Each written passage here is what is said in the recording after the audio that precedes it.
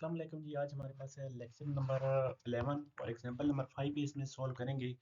पिछली एग्जांपल अगर आपने देखी है तो आपको आपके लिए ये वाली एग्जांपल सॉल्व करना कोई मुश्किल नहीं है। तो बहुत इजी सी एग्जांपल है लेकिन थोड़ी सी लंबी है, ठीक है। तो इसमें हमने करना क्या है, इस एग्जांपल में देखें, आपने न्यूमेरिकल सोल्यूशन फाइंड करना है हीट इक्वेशन का। ठीक है, हीट इक्वेशन आपको यहाँ गिवन है लेकिन यहाँ पे जस्ट अल्फा नहीं लिखा हुआ, ठीक है। बाकी सेम वही हीट इक्वेशन है। फॉरवर्ड डिफरेंस मेथड आपने अप्लाई करना है। कैपिटल टी की वैल्यू आपके पास गिवन है, एच की वैल्यू गिवन है, के की वैल्यू गिवन है, इनिशियल बाउंड्री कंडीशन गिवन है, लोअर लिमिट 0 है और अपर लिमिट इसमें 2 है, ठीक है। उसके बाद इसकी इनिशियल कंडीशन भी आपको गिवन है और एग्जैक्ट सोल्यूशन भी आपको गिवन है, ठीक है।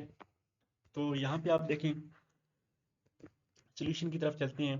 Since given heat equation is one dimensional partial differential equation, apply forward difference. तो वही फॉरवर्ड डिफरेंस मेथड यूज़ करेंगे जो कि हम ऑलरेडी यूज़ करते आए हैं। सेम वही फार्मूला, ठीक है। यहाँ पे अब अल्फ़ा नहीं है तो अल्फ़ा हम नहीं यूज़ करेंगे, ठीक है। अल्फ़ा की जगह हम 1 यूज़ करेंगे, ठीक है। अल्फ़ा यहाँ पे नहीं है तो अल्फ़ा को नहीं यूज़ करेंगे, तो इसलिए हमारे पास लैम्डा की वैल्यू आ गई है के बाई एच स्क्वायर। बाकी इसको मज़ीद सिंप्लीफाई करके यहाँ पे आप उसके बाद के की वैल्यू ने सॉरी लैम्डा की वैल्यू निकालेंगे।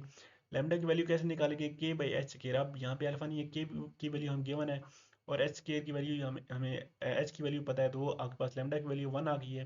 तो लैम्डा की वैल्यू जब 1 पुट करते हैं तो हमारे पास जो इक्वेशन होती है वो बड़ी सिंप्लीफाइड फॉर्म में आ जाती है। तो ये देखें, हमारे पास सिंप्लीफाइड फॉर्म में इक्वेशन नंबर ए आ चुकी है, ठीक है। अब हमने देखना ये है कि हमने आई और जे की कितनी कितनी आइट्रेशन परफॉर्म करनी है। तो आई हमें पता है n-1 होता है और जे आपके पास इक्वल होता है m के, ठीक है। तो आई फाइंड करने के लिए हम n पहले निकालेंगे। n upper limit minus lower limit divided by h, ये आपके पास इक्वल आ गया 20 के। तो जब n इक्वल 20 के आ गया तो आई की वैल्यू आपके पास 20 - 1 19 आ गया, ठीक है। तो अब देखें, आई की आपने 19 आइट्रेशन परफॉर्म करनी है, तो बहुत ज़्यादा आइट्रेशन होंगी। उसके बाद m की वैल्यू आप capital T minus T not divided by के। कैपिटल टी की वैल्यू हमें गिवन है 0.5 और स्मॉल टी नॉट हम 0 लेते हैं। के की वैल्यू आपके पास गिवन है क्वेश्चन में 0.01।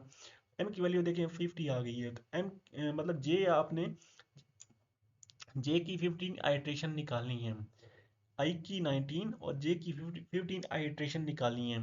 तो देखें बहुत ये लंबा क्वेश्चन होगा कि 15 और 19 मतलब कितनी दफ़ा आपने आइट्रेशन निकालेंगे, ठीक है।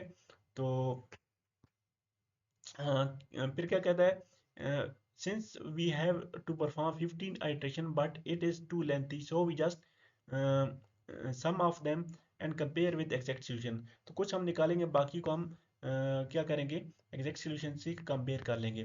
तो सबसे पहले हमने क्या किया कि हमने इसको स्टार्ट किया, ठीक है। इसको स्टार्ट करने के लिए हमने सेम वही प्रोसेस अप्लाई किया जो हम पहले क्वेश्चन में करते आए हैं, ठीक है। जे की वैल्यू को फिक्स कर दिया, जे इक्वल यहाँ पे लिखा नहीं हुआ लेकिन आपको मैं बता दूँ, जे की वैल्यू हमने इक्वल 0 को फिक्स कर दिया है। और आई इक्वल पहले 1 लिया, फिर 2 लिया, फिर 3 लिया, 4 लिया, 5 लिया।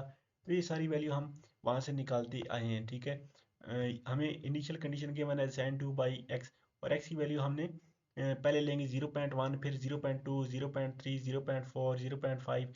तो इस तरह से, क्योंकि एच की वैल्यू हमारे पास 0.1 है तो 0.1 के डिफरेंस से ये सारी वैल्यू हम कैलकुलेट करते जाएंगे। तो आई की हमने 19 आइट्रेशन परफॉर्म करनी है, तो आई को हम 19 तक लेके जाएंगे। एच की वैल्यू 0 ही है और आई की वैल्यू आप 19 तक लेके गया है और आपके पास ये 19 वैल्यू आ गई है, ठीक है। अब हमने क्या करना है, अब हमने j इक्वल 1 फिक्स करना है, ठीक है। j इक्वल 1 फिक्स करेंगे और इस 19 आइट्रेशन यहाँ पे परफॉर्म करेंगे,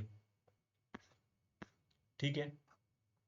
तो ये दो j इक्वल 0 और j इक्वल 1 के लिए हमने ये सारी कैलकुलेशन कर ली है। अब उसके बाद हम क्या करेंगे, अब उसके बाद हमारे पास जो एग्जैक्ट सॉल्यूशन गिवन है ना, एग्जैक्ट सॉल्यूशन की ये वाली इक्वेशन हमें गिवन है क्वेश्चन में। अब हम एग्जैक्ट सॉल्यूशन की मदद से इसकी वैल्यू निकालेंगे और उसको यूज़ करेंगे, ठीक है। एग्जैक्ट सॉल्यूशन में हम क्या करेंगे, हम जीरो लेवल से स्टार्ट करेंगे, टी इक्वल 0 लिखेंगे। तो एग्जैक्ट सॉल्यूशन हम ई की पावर -4 पाई 2t, और टी की वैल्यू 0 होने की वजह से ई की पावर 0 हो गई है। तो साइन 2 पाई इंटू एक्स की वैल्यू 0.1, फिर 0.2, 0.3, ये सारी वैल्यू हम यूज़ करते जाएंगे। पहले हम अभी हमने t इक्वल 0 लिखा हुआ है, फिर t इक्वल 1 की यूज़ करेंगे, ठीक है। तो ये t इक्वल 0 पे ये सारी आपके पास कैलकुलेशन करके ये सारी वैल्यू आपके पास 19 वैल्यूज़ आ जानी है, ठीक है। तो फिर हम इनको कंपेयर कर सकते हैं, ठीक है। कंपेयर करके हमारे पास इस इसका एरर्स आ जाएंगी, ठीक है।